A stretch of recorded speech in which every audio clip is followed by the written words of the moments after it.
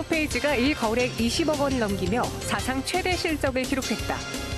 코로나19로 언택트 수혜까지 톡톡히 보고 있는 카카오페이지. 연내 상장을 목표로 절차를 밟아가는 중이라는데 카카오페이지의 모멘텀은 무엇이며 투자 전 무엇을 살펴봐야 할지 분석해보는 시간 마련했다.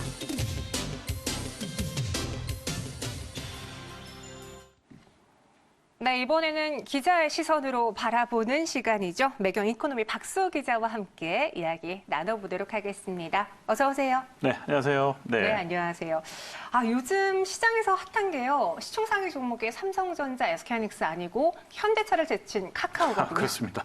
이 카카오의 시가총액 상위 종목이 이렇게까지 몸집이 큰 종목이 올라와 줬는데 여기 보니까 올해 초 드라마 이태원 클라스가 웹툰에서 원작이었다면서요? 네, 그렇죠. 공전의 히트를 지금 기록한 드라마잖아요. 네. 그래서 사람들이 새로이 하면 머리 스타일이나 이런 것들도 다 막 바꾸고 막 그러고 있는데 제 주변의 기자들도 갑자기 머리 스타일을 많이 바꾸고 이렇게 나오고 막 그러고 있습니다. 박세로이처럼요? 말도 안 돼.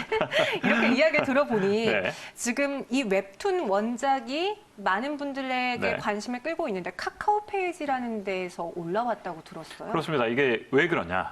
이제 일단 원작을 누가 갖고 있느냐가 굉장히 중요한데요. 카카오 페이지가 원작을 갖고 있어요. 그러니까 요즘에 웹툰에서 영화나 드라마로 바뀌는 그런 상황들이 많이 있잖아요. 특히 이제 카카오 페이지에서 원작으로 웹툰의 그 원작을 갖고 있는 그 카카오 페이지에서 이태원 클라스를 많이 보고 야, 이거 정말 재밌다 하고 있는데 그럼 이거가 지금 저기 드라마나 영화로 제작되는 거 아니야? 그랬더니 방송사가 딱 그걸 알아채고 드라마로 만든 거죠. 근데 그게 이제 히트를 치고 그러니까 맞아. 근데 이게 원작이 웹툰이었다면서 하면서 이제 시청자분들 중에 일부가 또 이제 웹툰을 찾아서 들어오다 보면 여기가 카카오 페이지에 있구나. 카카오 페이지에만 있구나. 이렇게 하면서 이제 이게 선순환 구조가 일어나는 거죠. 그러다 보니까 카카오 페이지가 굉장히 많이 지금 각광받고 있더라. 이렇게 되는 거죠. 이 카카오페이지에 분명히 이태원 클라스를 드라마한 제작사도 돈을 냈을 거예요. 그렇죠? 이 부분에서의 수익도 있겠지만 기자님께서 말씀하신 것처럼 카카오페이지에 이런 웹툰이 있었어? 그게 뭐야? 하고 들어가신 분들이 이제 수익원으로 창출되는 거잖아요. 이 카카오페이지에 투자할 수 있는 방법이 있을까요? 자, 일단 카카오페이지에 대해서 먼저 모르시는 분들도 있기 때문에 이거 먼저 한번 짚어보고 가겠습니다. 카카오페이지는 웹툰하고 웹소설을 볼 수 있는 플랫폼이에요, 플랫폼. 그러니까 플랫폼이란 말은 일단 여기에 들어오면 다양한 웹소설, 웹툰을 즐길 수 있다. 그래서 여기에 검색하면 여러분들이 좋아하는 다양한 그 작품들을 감상할 수 있는데 이 이태원 클라스 말고도 되게 많은 작품들이 있어요. 그래서 이런 작품들을 감상할 수 있는 그런 하나의 그 앱이라고 볼 수 있겠습니다.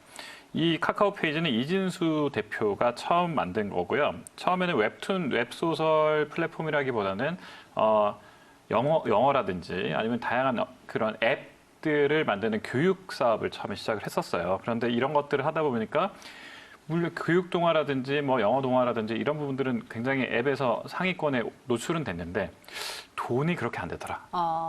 그래서 그러면 이걸 어떻게 좀 바꿔볼까? 그러면서 요즘에 사람들이 다 웹툰, 웹소설 이런 걸 좋아하니까 그럼 이런 쪽으로 한번 바꿔보자 해서 이렇게 만든 게 이제 카카오 페이지의 시작이었는데요.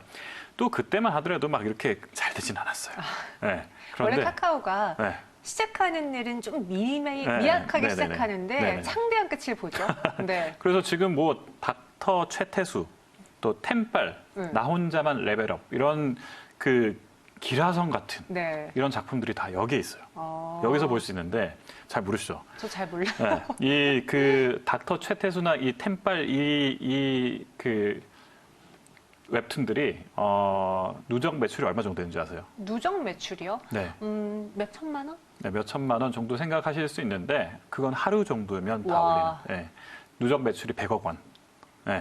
그리고 또 김비서가 여기 보면 여러 작품들이 많습니다만 김비서가 왜 그럴까라는 그런 그 웹툰은 아예 드라마로. 그러고 보니까 박서준 씨가 거기도 나오고. 박민영 씨랑 나온 거 아니었나요? 그런 것도 나왔고.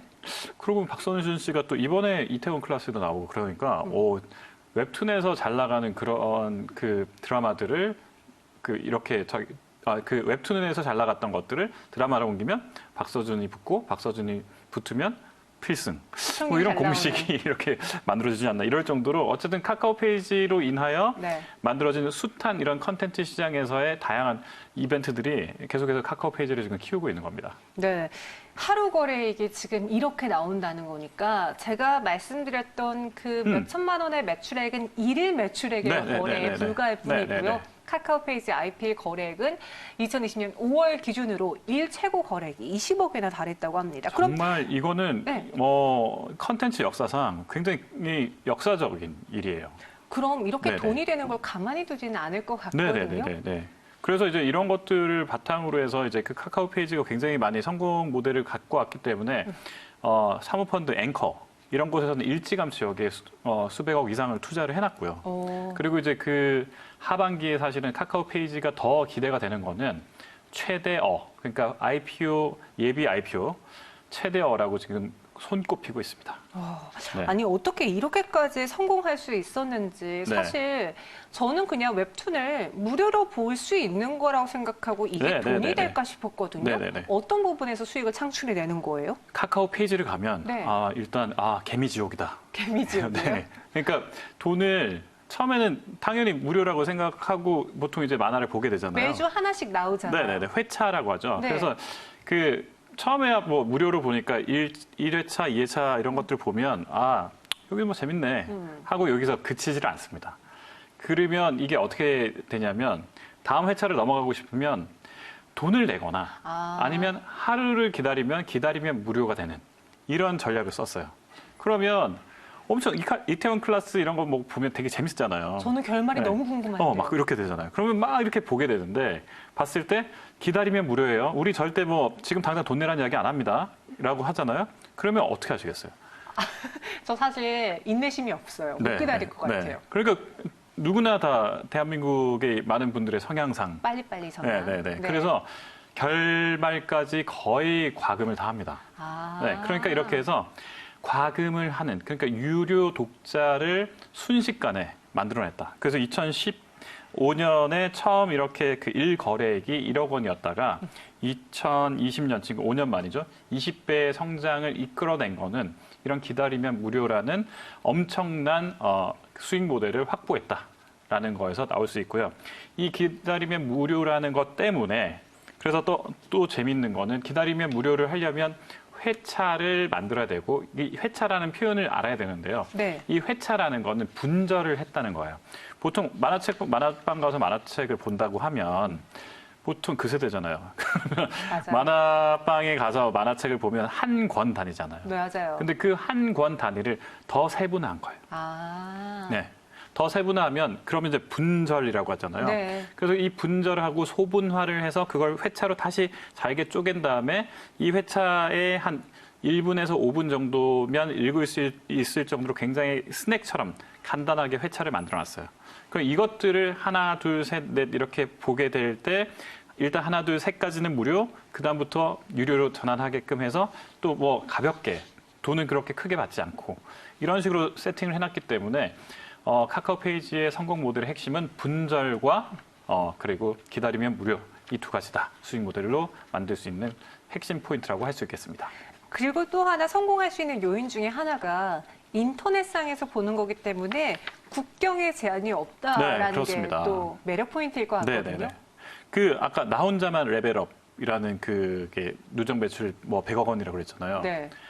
그런데 이 나 혼자만 레벨업이 한국에서만 인기 있는 게 아니에요.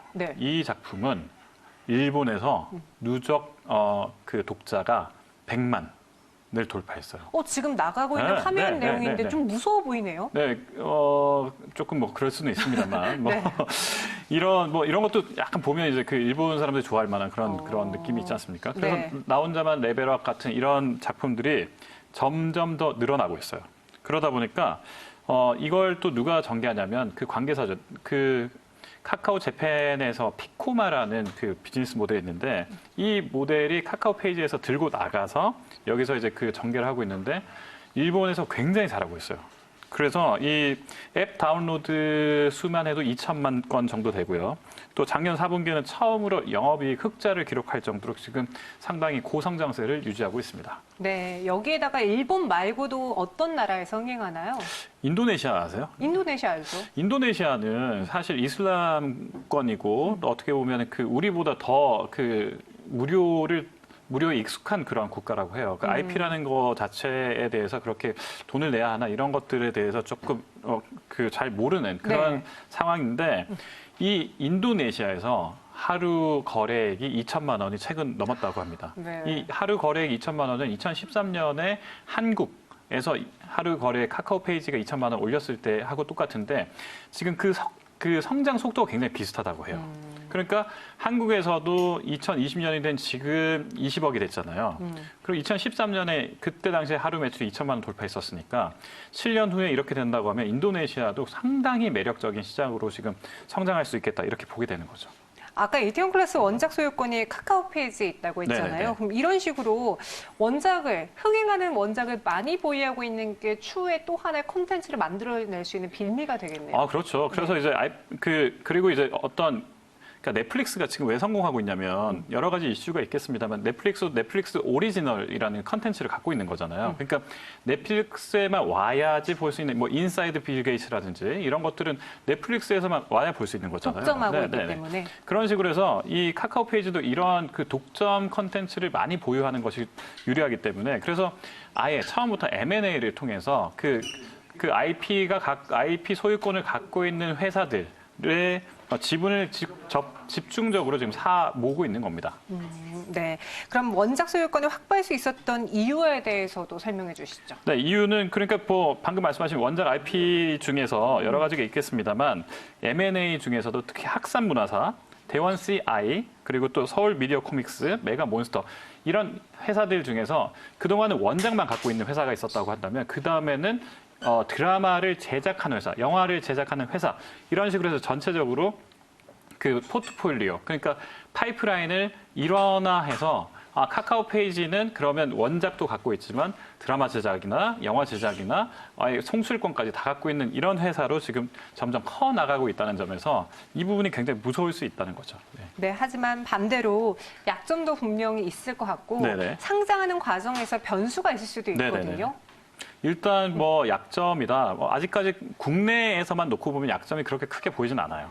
무결점이네요. 무결점까지는 아니지만 네. 물론 이제 이런 이슈는 있겠죠. 국내에서는 지금 현재 카카오 페이지가 되게 잘하고 있는 거는 19금을 안 해요. 컨텐츠에서. 네. 그러니까 그 성인물을 하지 않기 때문에 클린 컨텐츠네요. 네. 그런데 한편으로 놓고 보면 이제 그 15세나 이런 이제 그 성인물은 아니지만 청소년물에서 약간의 폭력성이나 약간의 선정성이나 이런 부분들로 좀 이렇게 논란이 되는 몇 개의 컨텐츠가 있어요. 네. 그러면 그게 이제 그 왜 시적 허용이라고 하고 문학적 상상력이라고도 하기 때문에 이런 부분들이 많이 용인이 되긴 합니다만 네. 직접적인 뭐랄까 그 표현은 아닐지어도 굉장히 애둘러서 표현하거나 아니면 그 관계 설정 자체가 조금 현재 평범하지 않은 그런 관계 설정을 만든다든지 이런 컨텐츠들이 간혹 보여서 그 학부모 사이에서 약간 좀 이렇게 논란이 그럴 있는. 수 있겠네요. 네. 보지 마 이럴 수는 있겠네요. 그러니까 네. 19금이 아니지만 조금 아리까리하다 이런 컨텐츠가 있다는 게 하나 있을 수 있고요. 네. 두 번째는 웹소설이 웹툰은 되게 잘 나가요. 해외에서 웹툰은 뭐 어느 정도 확장성이 있는데 웹소설 같은 경우가 조금 애매한 경우가 우리가 한국에서도 보통 이제 10대, 20대들이 쓰는 외계어들이 좀 있잖아요. 근데 뭐 뻑가충이라든지 뭐 뻑가충 하면 아시죠? 네. 버스카드 충전이요. 이런 거 아시잖아요. 근데 알죠. 이런 것들이 이제 거기 그 웹소설에서 이렇게 나오는데 네. 이런 것들을 이제 거기 뭐랄까요, 뭐 인도네시아라든지 아니면 일본에서 이런 말을 썼을 때 이게 좀 현장의 뉘앙스가 좀 다를 수 있잖아요. 네네네. 그러니까 이런 부분들이 좀 이렇게 확장성이 떨어지지 않나 이런 좀 그 단점들로 지적되고 있습니다. 상장 변수는요? 상장 변수는 일단 뭐 모르겠어요. 여러 변수도 있겠습니다만 해외 확장성을 놓고 보면 사실 그 코스닥이 아니라 나스닥을 가야 되는 것이 아니냐. 이럴 정도로, 왜냐하면 영업이익률이 지금 11%나 나오거든요.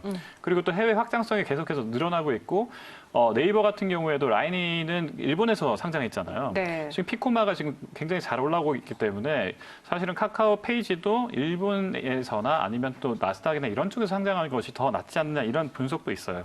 그럴 정도로 너무 코스닥이 어떻게 보면 조금 얼어 있을 수 있는데 하반기에 그 상장을 하는 시점에서 이런 부분들을 어떻게 좀 잘 조율해서 국내에서 대장주로만 역할을 할 것인지 해외에서도 더 확장하는 전략을 갖고 갈 것인지 이런 것들은 좀 증권가에서 퀘스천 마크로 지금 남고 있습니다. 하반기 상장이라고 했는데 그럼 연내에는 이루어지는 건가요? 한 네. 어느쯤인가요? 시점은 일단 하반기로만 이야기를 하고 있고요. 지금 현재 증권사에서는 계속해서 NDR, 그러니까 기업 설명회라든지 이런 부분들을 계속 돌리고 있기 때문에 네. 상당히 그 흥행에는 자신을 하고 있는데 문제는 이제 변수는 하반기에 만약에 또 코로나19 사태가 좀 확산되거나 네네네. 투자 심리가 좀 얼어붙어 있다고 하면 이때는 조금 위험하지 않나. 그래서 그 투자 심리가 일단 가장 큰 변수라고 할 수 있겠습니다. 네, 알겠습니다. 이렇게 카카오 페이지 이야기 나눠봤고요. 향후 상장 기대되네요. 박수호 기자님과 함께 알아봤습니다. 고맙습니다. 네, 고맙습니다.